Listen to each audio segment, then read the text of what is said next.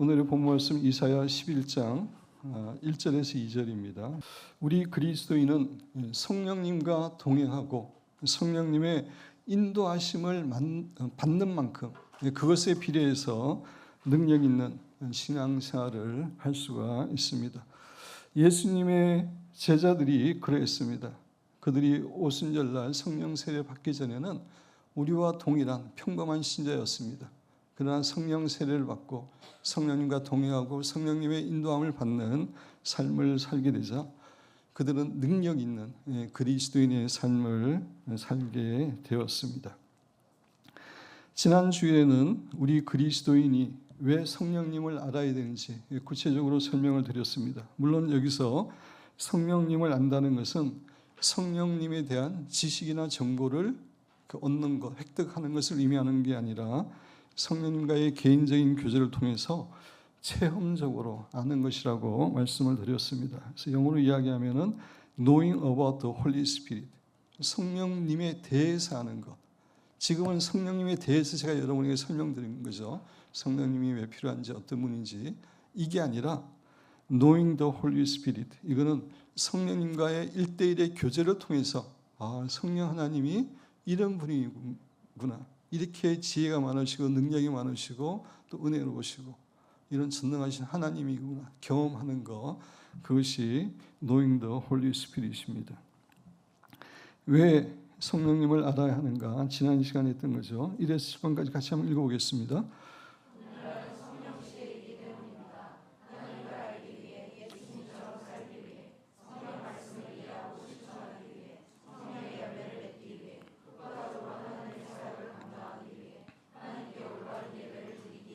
예, 이런 이유 때문에 우리가 성령님을 알아야 되는데, 그래서 로버트 하이들러 이분 얘기를 지난주에도 인용했습니다. 성경을 얼마나 많이 알고 있든지 간에 어떤 성도가 성경을 많이 알고 있을 수 있습니다. 자신이 얼마나 많이 훈련시켰던 것 간에 기도 훈련, 말씀 훈련 간에 하나님을 섬기고 기쁘게 하시는데 얼마나 많이 노력을 했든지 간에 성령님과 올바른 관계를 맺고 있지 않다면 그 성도가 기독교인으로서 삶을 살 수 없다는 것을 말입니다. 그죠? 그런 것들은 다 부수적인 것입니다. 우리 신앙생활에서 가장 중요한 것은 성령님과 올바른 관계를 갖는 것입니다. 왜냐하면 기독교인의 삶은 성령님을 통한 하나님과의 관계이지 가르침이나 의식이 아니기 때문입니다. 성경의 여러 가지 지식들, 교회 생활의 여러 가지 지식들, 교회에서 하는 그 여러 가지 종교 행위들, 이게 핵심이 아니라 하나님과의 관계가 신앙생활의 핵심입니다. 그래서 지난 시간에 영어로 말씀드렸죠. Christianity is not a religion, it is a relationship. 기독교는 종교 중에 하나가 아니라는 것입니다. 단지 종교 행위를 하는 그런 종교가 아니라 기독교는 관계이다. 하나님과의 관계입니다. 하나님과의 관계가 신앙생활의 핵심인데 성령님을 통해서 그 하나님의 관계가 이루어지는 것입니다. 오늘은 구체적으로 성령님께서 어떠한 분이신지에 대해서 성경의 가르침을 살펴보기를 원합니다. 성령님은 어떠한 분인가? 성령님에 대해서 구체적으로 배우지 않은 그런 우리 새로 오신 분들한테는 매우 중요한 그런 교훈이 될 것입니다. 근데 우리 교회 성도들에게는 우리 교회에서는 성령님을 강조하는 교회이기 때문에 두세 번 제가 이렇게 말씀을 드린 적이 있습니다. 그래서 좀 익숙해질 수 있는데 그럼에도 불구하고 가장 기본적인, 다음 주부터는 조금 더 깊은 얘기를 제가 성령님에 대해서 말씀을 드리려고 하는데 가장 기본적인 거지만 기본적인 게 가장 중요합니다. 사실 기본이 가장 중요합니다. 지금 양재 도서관 자리가 옛날에는 큰 빈터였고 운동장이었습니다. 옛날에 우리 교회가 그 앞에 있는 건물에 우리 교회가 있었습니다. 그래서 2층 제 목양실에서 2층, 3층 모양실에서 보면은 그 운동장이 이렇게 보였고 오후에는 그 리틀 야구 팀이 와가지고 늘 이렇게 야구를 훈련을 했습니다. 근데 훈련을 이렇게 제가 종종 지켜보면 다른 훈련이 아닙니다. 러닝하고 캐치볼하고 타격하고 이거를 제일 많이 해요. 가장 기본이잖아요. 똑같고 가장 쉬운 건데 그것을 계속 반복적으로 하는 것을 보았습니다. 기본이 중요합니다.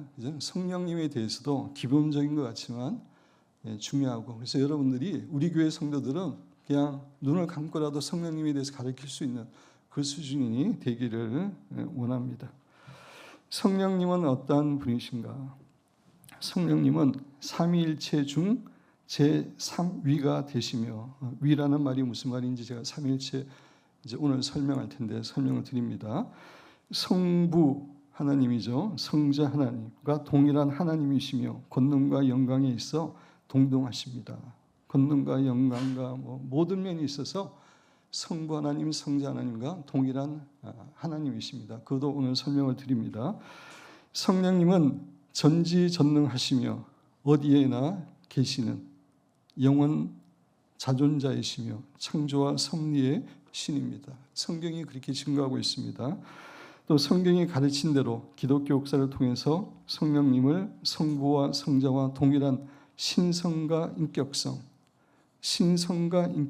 이게 중요한 말인데 가지신 하나님으로 믿는 것이 정통신앙으로 되어 왔습니다. 그래서 오늘은 성령님에 대해서 더 설명드리기 전에 삼위일체에 대해서 여러분에게 좀 설명을 드리기를 원합니다. 그래서 여러분 교재 뒷부분에 별첨에 삼위일체 있죠? 몇 페이지인가요? 예? 9페이지 보시기 바랍니다. 그래서 삼위일체 하나님 먼저 설명드리고 다시 성령님에 대해서 설명을 드리려고 합니다. 성경의 하나님은 삼위일체 하나님이십니다. 이 삼위일체 하나님이라고 하는 이 교리는 기독교에서 가장 중요한 교리입니다. 그죠? 예수님이 동정녀의 몸을 입고 오셔서 우리를 위해서 십자가를 돌아가셨고 예수님을 믿음으로 구원함을 받는다. 그것도 핵심 교리지만 그것보다 더 우선적으로 삼위일체 하나님은 삼위일체 하나님이라는 것입니다. 그래서 삼위의 일체를 부인하는 순간 그 사람은 이단으로 정죄됩니다. 기독교에서. 여기에는 타협이 없습니다. 하나님은 삼위일체 하나님이십니다. 거기에 대해서 좀 자세히 설명을 드립니다. 첫째, 하나님은 오직 한 분이시다. 성경을 읽어보면 하나님은 한 분이라고 이야기합니다. 신명기 6장 4절 보면 이스라엘아 들어라. 우리 하나님 여호와는 오직 유일한 하나님이시니 하나님은 한 분밖에 없다고 성경은 이야기하고 있습니다. 디모데전서 2장 5절에도 하나님은 한 분이시요 하나님은 한 분이라는 것입니다. 그래서 성경에서 하나님은 한 분임을 이야기합니다. 근데 그 하나님이 신비스럽게 삼위로 계신다는 것입니다. 삼위라는 것은 영어로 퍼선이라는 말입니다. 인격이라는 말입니다. 하나님은 한 분인데 그 안에 세 분의 인격이 존재한다. 성부 하나님, 성자 하나님, 성령 하나님 이런 의미입니다. 그래서 여러분 교재 보시면 하나님은 삼위로 존재한다. 하나님의 신격에 삼위, 세위격이라고 하는데 three persons입니다. 영어로. 위라는 게 인격을 의미합니다. 하나님의 신격에 삼위가 계시는데 성부 하나님, 성자 하나님, 성령 하나님이시다. 일반적으로 한 사람에게 하나의 인격이 있습니다. 그렇죠? 다 그렇죠 우리가. 그런데 하나님은 한 분이신데 세 인격을 갖고 계심을 성경을 이야기합니다. 그래서 유명한 켈빈은 영어로 이렇게 이야기했습니다. In the one essence of God. 하나님은 하나의 본질이시고, 그죠? 하나의 본질을 가지신 분인데 그 안에 there is a trinity of persons. 인격의 삼위일체로 계신다. 삼위일체에 대해서 잘 설명을 하고 있습니다. 성부 하나님, 성령자 하나님, 성령 하나님이 다 하나님이신데 동일한 분이 아닙니다. 성부 하나님, 성자 하나님, 성령 하나님이 다르신 분입니다. 성경을 보면. 근데 그분 전체 세 분이 하나님이라고 이야기하고 있습니다. 이거에 대해서 그림으로 좀 설명을 드립니다. 삼각형이 있고 위에는 물이고 이쪽은 얼음이고 이쪽은 수증기입니다. 가운데는 H2O. 물이나 얼음이나 수증기. 참고로 이거는 이제 신학자들이나 저도 이렇게 가르쳐 왔는데 최근에 그 제시카 윤 목사님 동산의 샘 책을 읽어보니까 예수님께서 제시카 윤 목사님한테 삼위일체를 설명하시는데 이 동일한 비유를 써서 이렇게 사용하십니다. 그래서 제가 봤을 때 세상의 비유 가운데 그래도 가장 유사하게 설명할 수 있는 게 이 비유입니다. 물은 H2O죠. 그죠? 물은 H2O, 이게 동그라미를 쳐야 돼. 동그라미입니다. 얼음도 H2O입니다. 분자식이. 수증기도 H2O입니다. 근데 물하고 얼음은 같아요? 틀려요? 그죠? 물하고 같지 않습니다. X표를 써야 되고. 얼음과 수증기도 같은 게 아닙니다. 수증기와 물도 같지 않습니다. 이걸 통해서 이제 삼위일체 하나님을 우리가 설명하는데 아까도 말씀드린 것처럼 예수님도 제시카 윤 목사님한테 이 비유를 말씀하십니다. 그러니까 이게 가장 삼위일체 하나님을 설명하는 데 도움이 되는 비유입니다. 그래서 같은 삼각형인데 제일 위에 성부 하나님이 계시고 성자 하나님이 계시고 제가 성자 성령 이제 하나님이 계시죠. 그죠? 근데 성경을 보면은 성부 하나님도 세타는 데오스입니다. 헬라어로 데오스가 하나님이라는 의미입니다. 성부 하나님도 하나님이고 성자 하나님도 하나님이고 성령 하나님도 하나님입니다. 하나님의 속성을 다 갖고 계십니다. 근데 성부 하나님하고 성자 하나님하고 똑같은 분이 아닙니다. 성자 하나님과 성령 하나님도 똑같은 분이 아닙니다. 성령 하나님과 성부 하나님도 마찬가지고. 그래서 이걸 가지고 설명을 삼위일체 하나님을 설명을 합니다. 물이 하나인데 그렇게 되는 것처럼 하나님도 그런 분이시다.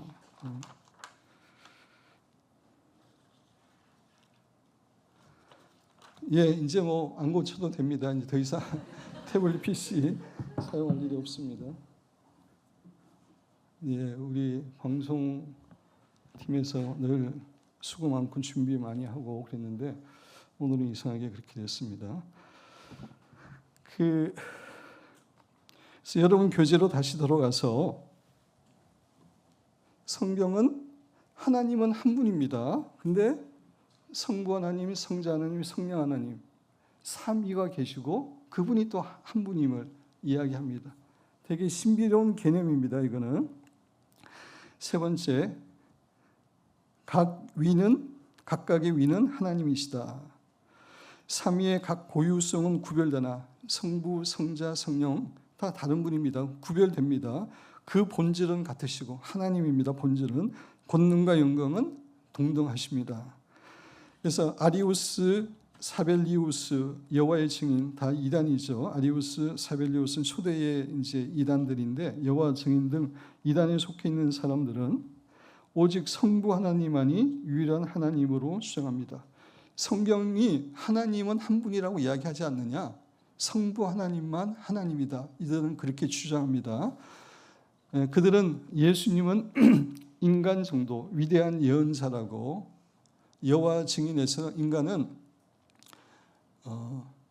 천사나 아니면 이슬람교에서는 위대한 예언자 중에 하나죠. 신이 아닙니다. 그렇게 생각하고 성령님이 하나님으로부터 나오는 일종의 힘이나 에너지라고 주장을 합니다.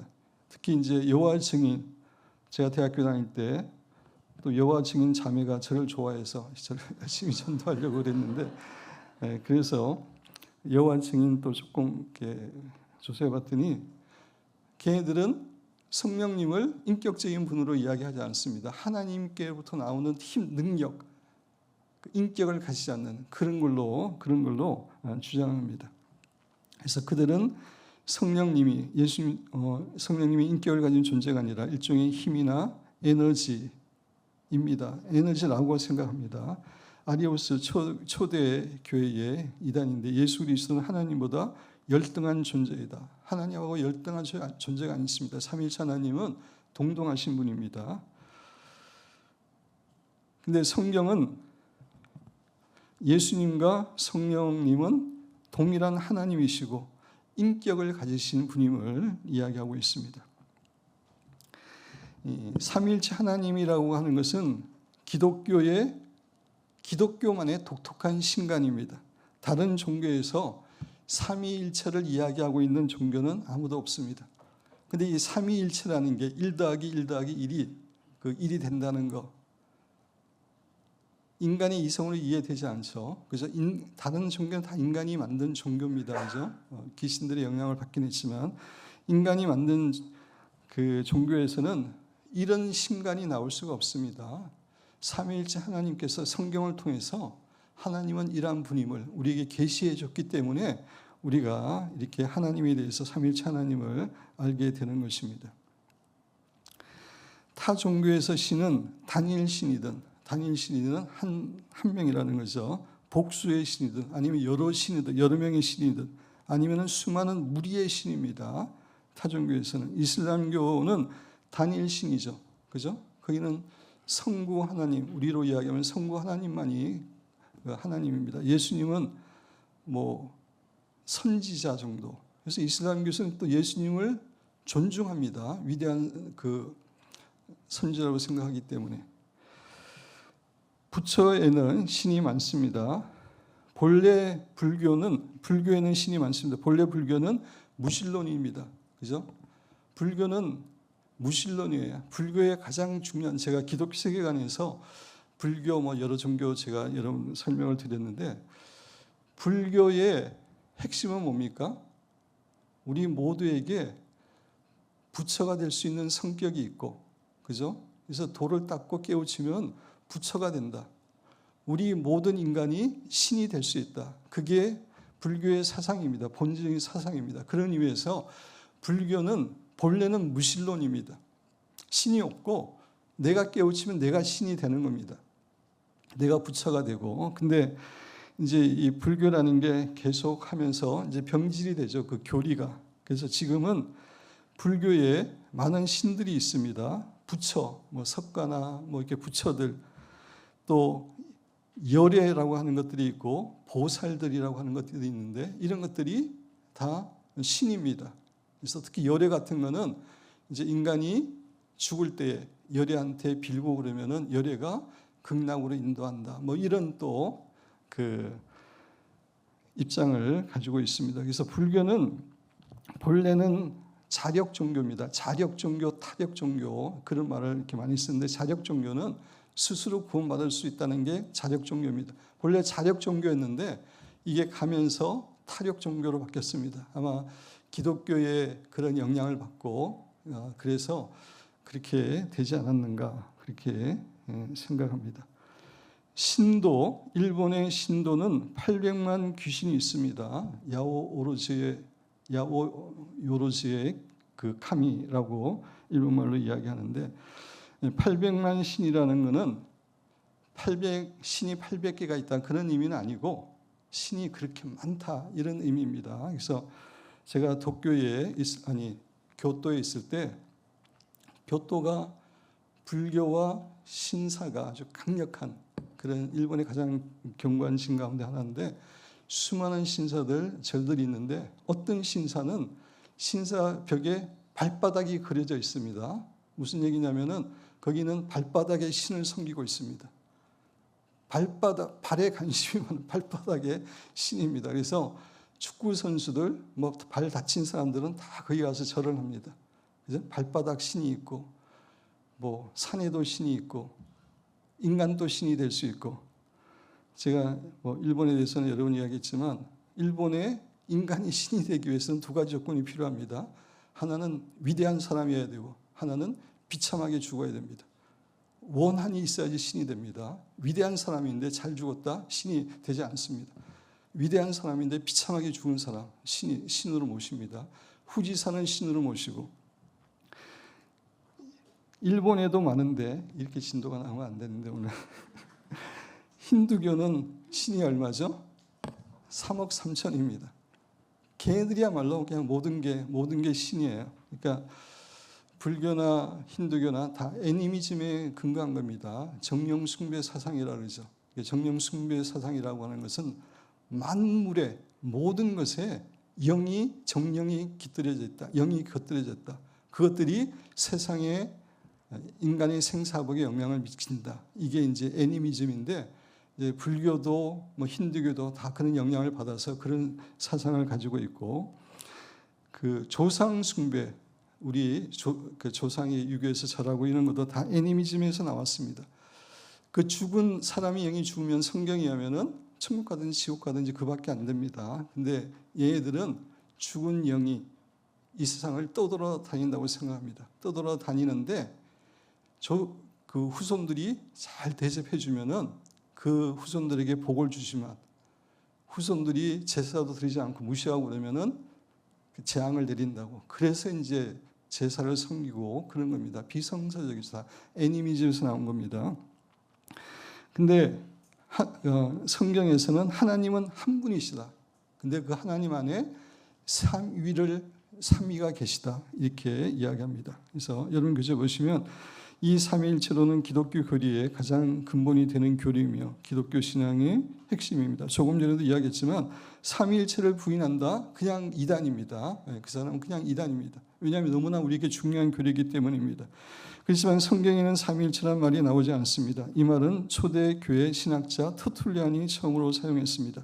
성경 아무리 읽어봐도 삼위일체라는 말이 안 나오죠. 근데 성경을 신학자들이 깊게 연구하니까 하나님은 한 분이신데 그 안에 세 하나님이 계시는 거예요. 삼위가 계시는 거예요.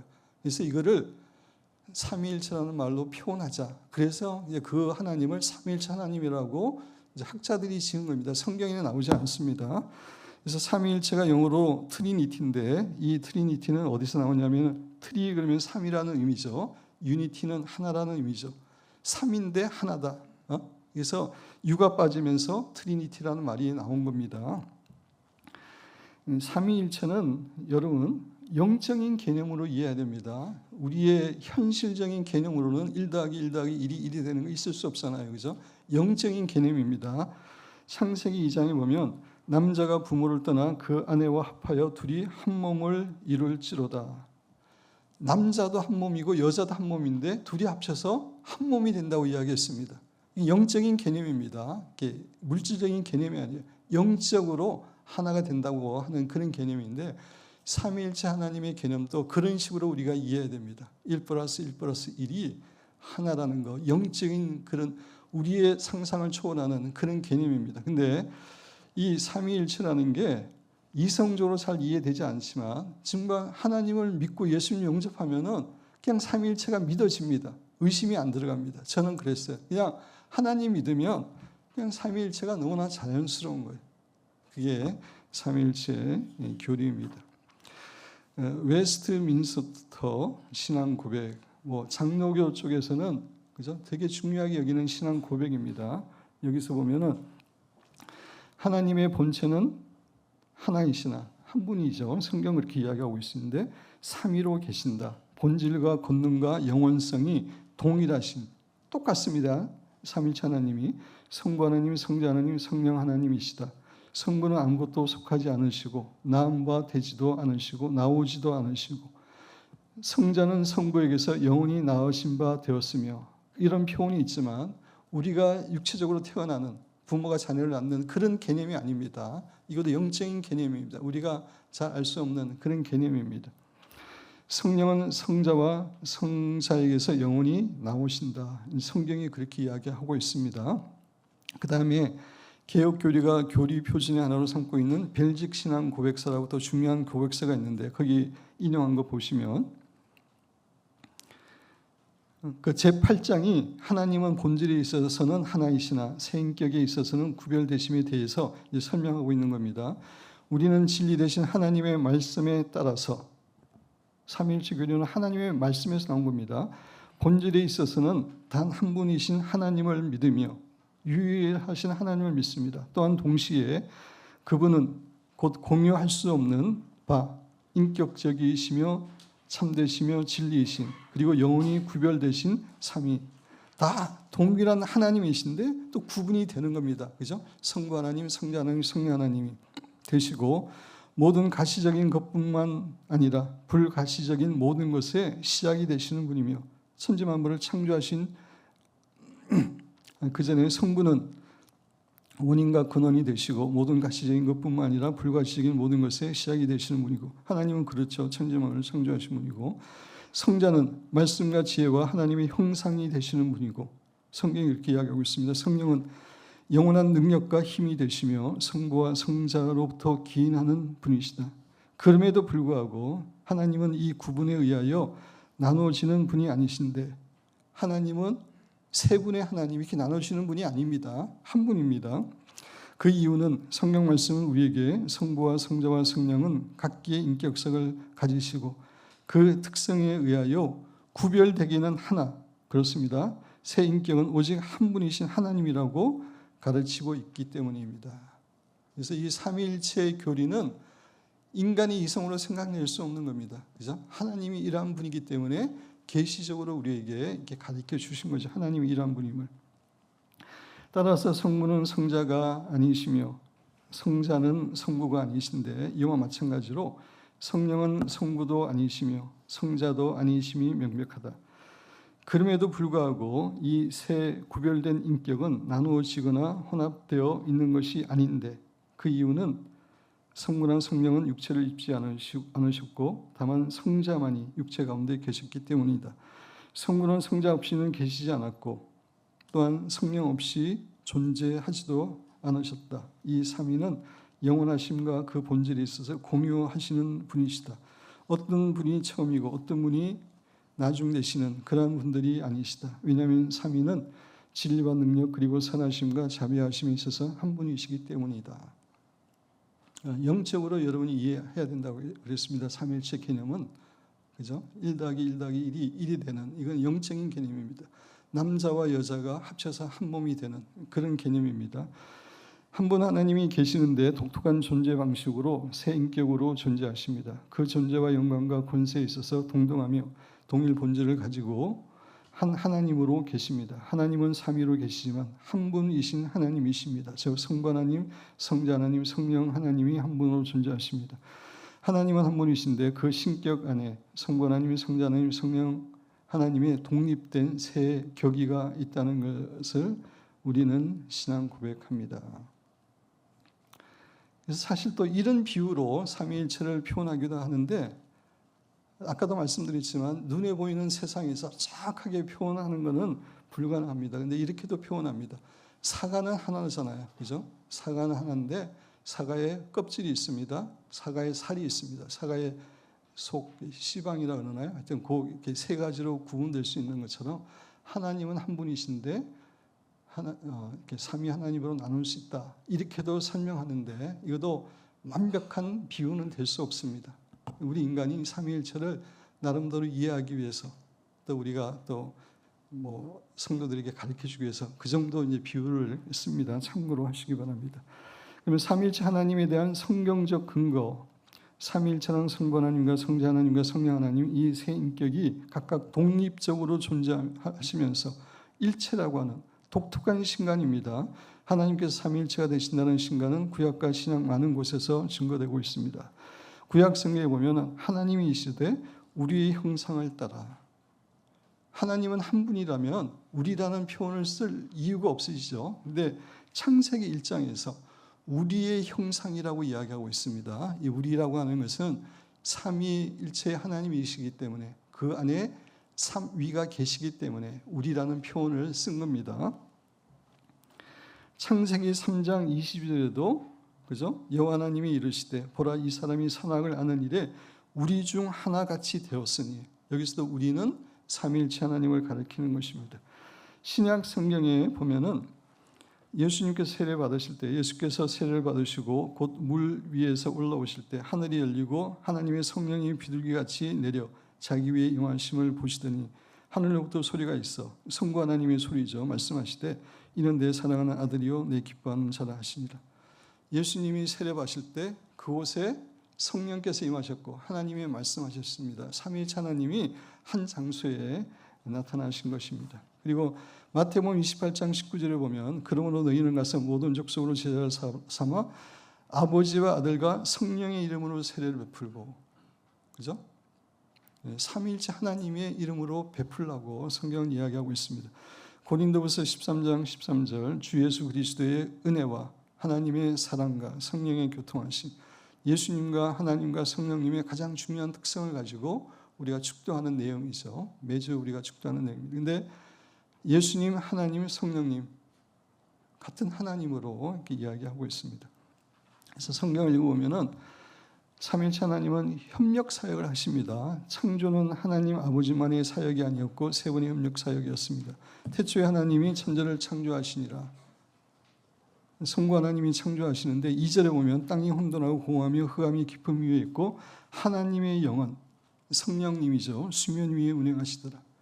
성령님이 왜 수면 위에 운행하셨습니까? 창조에 동참하신 겁니다. 성부 하나님이 이 세상을 만드실 때 동참하신 거고, 요한복음 1장 1절 이하에 보면 태초에 말씀이 계시니라. 이 말씀은 헬라어로 로고스인데 예수님을 가리키는 거 여러분 다 압니다. 이 말씀이, 이 로고스가 예수님이 하나님과 함께 계셨으니 이 말씀은 곧 하나님이시라.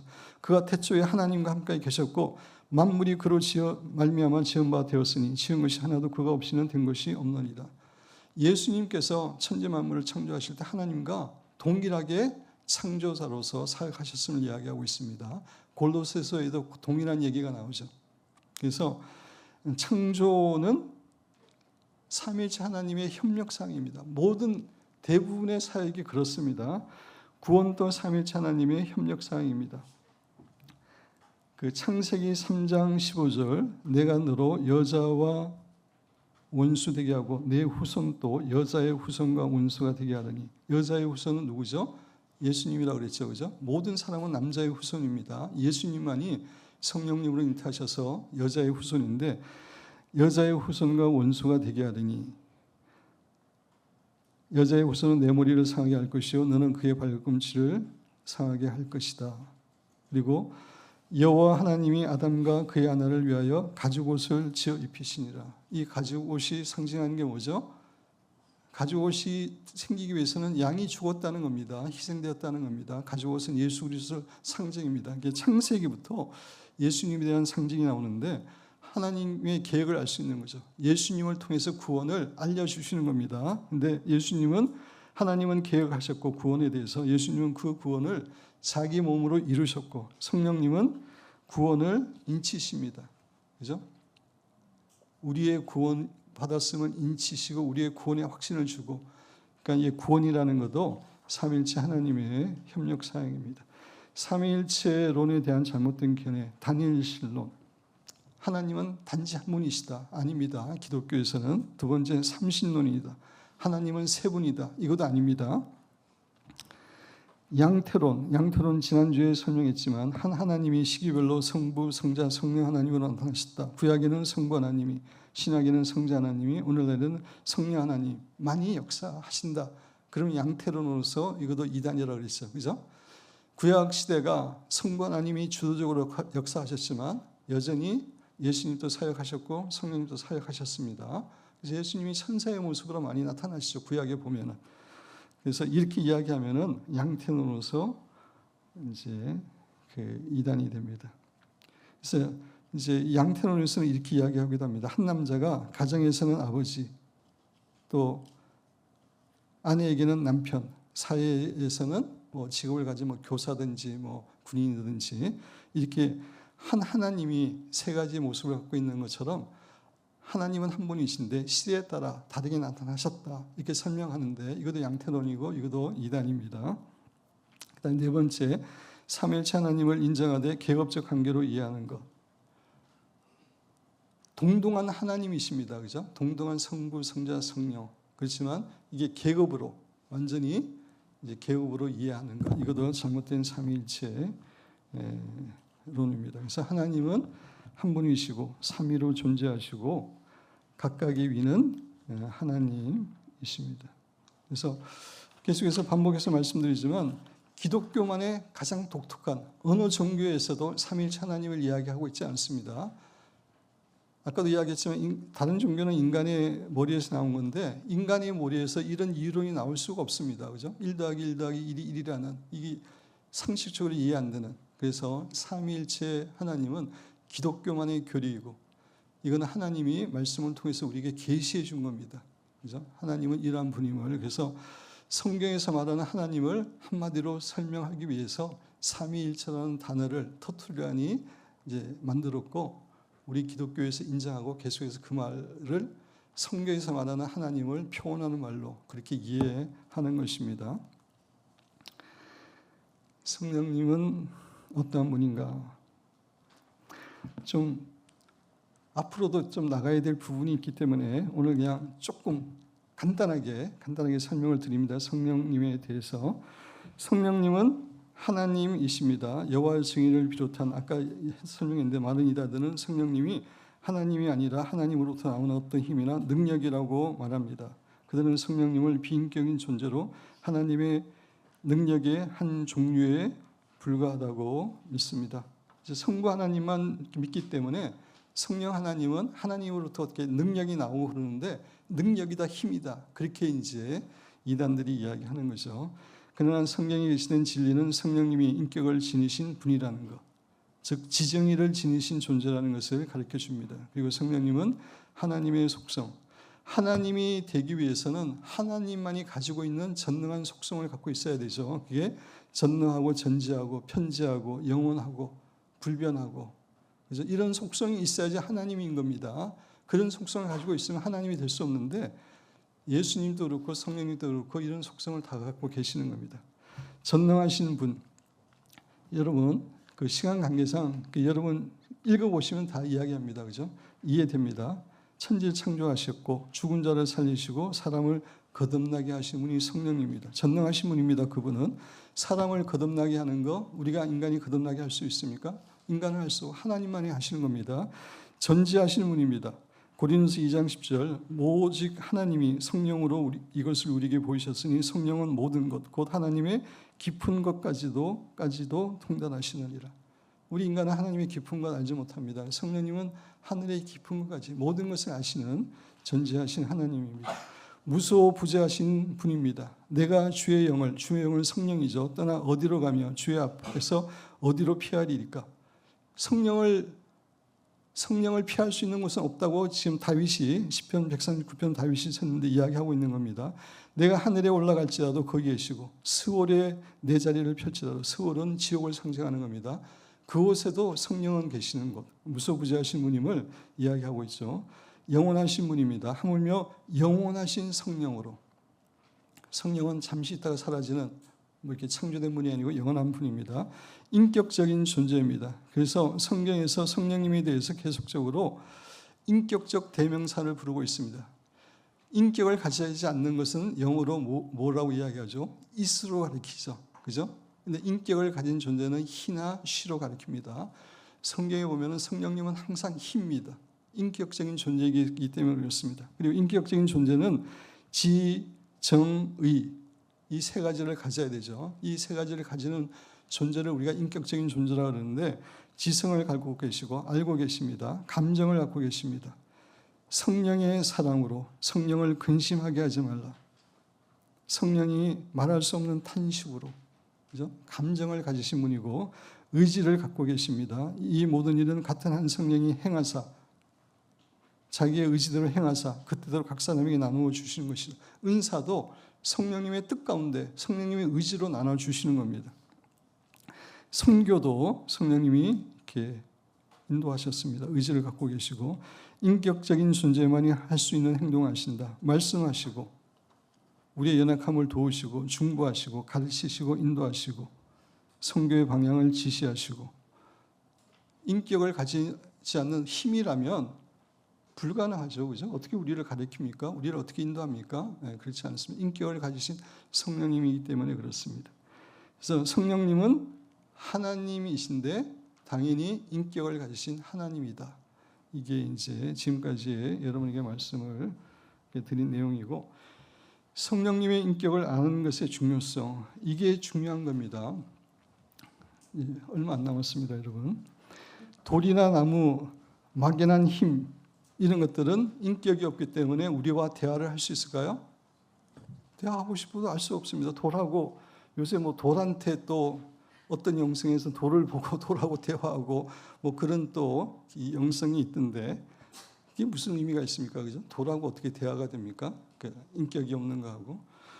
그러나 성경은 인격적인 하나님이시기 때문에 그분은 우리의 사정을 아시고 우리를 이해하십니다. 그래서 우리는 성령님과 교제할 수 있고 성령님의 도우심을 받을 수 있는 겁니다. 우리의 모든 사정을 알고 도우실 수 있는 인격적인 분이기 때문에 그렇습니다. R.A. 토레이 성령론, 여러분이 시간이 있으면 이분의 성령론도 읽어보시면 좋습니다.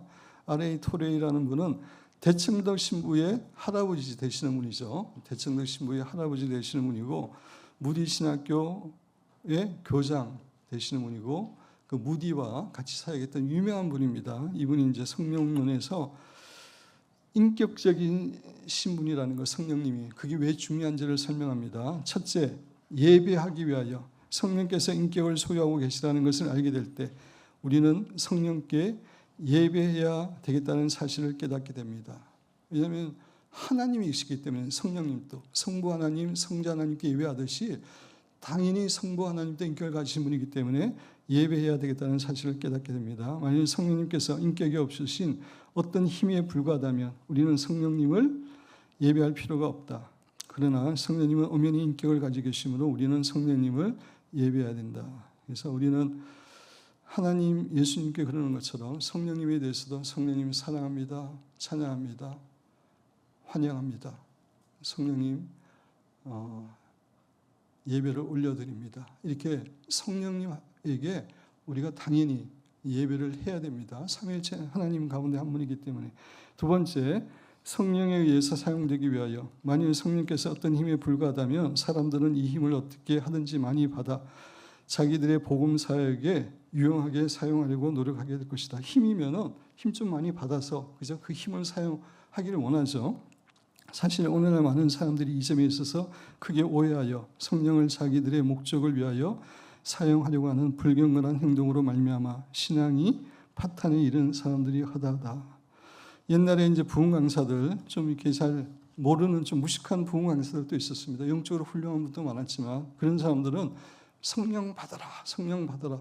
자기가 뭐 성령을 성령이 하나의 힘인 것처럼 막 그렇게 이야기하고 그랬습니다. 엄청나게 성령님에 대한 신성모독입니다. 그죠? 성령님의 은사는 자기를 통해서 줄 수 있죠. 그죠? 네, 성령님을 이렇게 줄 수 있는 건 아닙니다. 그래서 성령님의 인격을 모르는 사람들은 결국 이렇게 타락하게 됩니다. 문제가 많이 생기게 됩니다.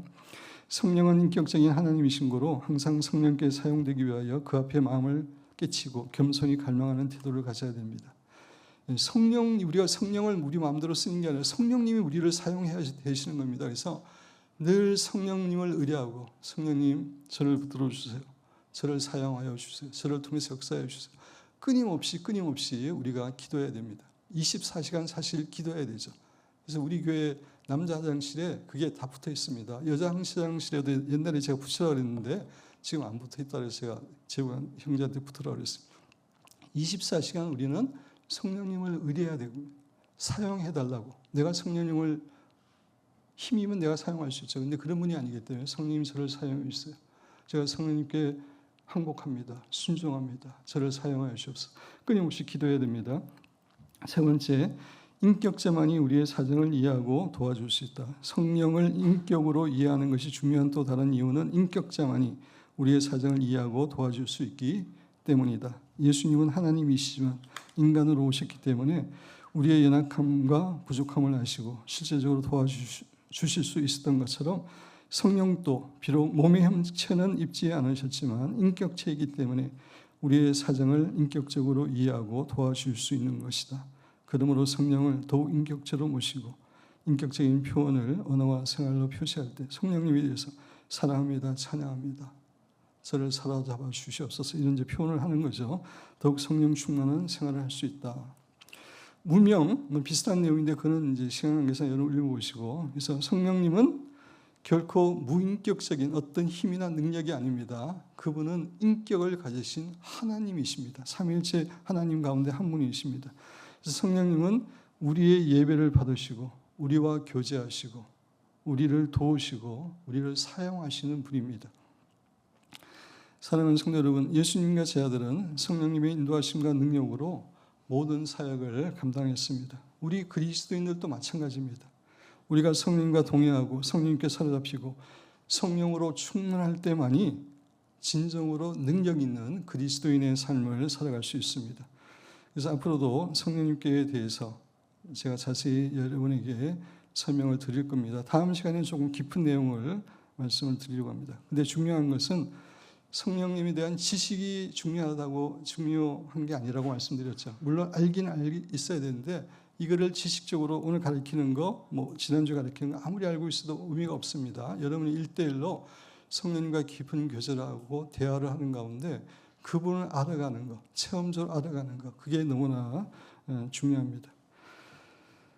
인격을 가지신 하나님이신 성령님과 늘 친밀한 교제를 누리고 인도함을 받는 삶을 살아감으로 예수님과 12제자와 같이 능력 있는 신자로 살아가시는 사랑하는 여러분과 제가 되기를 주님의 이름으로 축원드립니다.